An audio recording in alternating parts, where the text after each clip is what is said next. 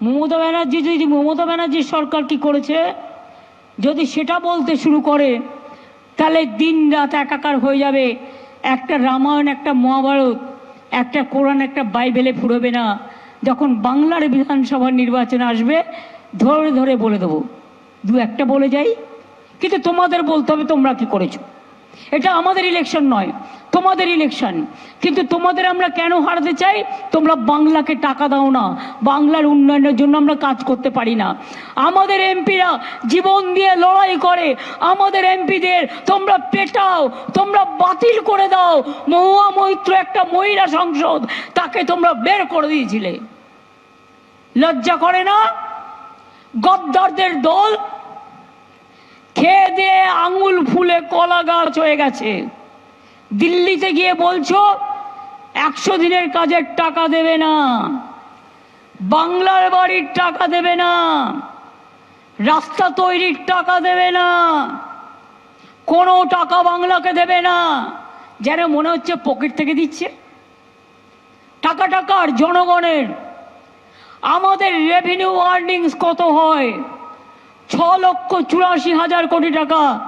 কেন্দ্রীয় সরকার এখন একটাই ট্যাক্স, জিএসটির, আপনারা জানেন, সেন্ট্রাল কালেকশন করে, আমরা করি না। আমাদের রাজ্যের টাকাটা তুলে নিয়ে যায়, তার থেকে আমাদের ভাগটা দেবে তো। 1,74,000 কোটি টাকা আমাদের দেয়নি, আমাদের প্রাপ্য টাকা দেয়নি। তাই মনে রাখবেন, যারা বাংলার হয়ে কথা বলে না, মানুষের কথা বলে না, আত্রেই নদীর গেট দিয়ে বন্ধ করে দিয়েছে, বাদ দিয়েছে, বালুরঘাটের লোক জল পায় না, এ কথা আমি একবার নই, আমি ইন্ডিয়া বাংলাদেশের মিটিংয়েও তুলেছি। আমি বারবার করে আমি হাসিনাজিকেও বলেছি, আমি প্রধানমন্ত্রীকেও বলেছি।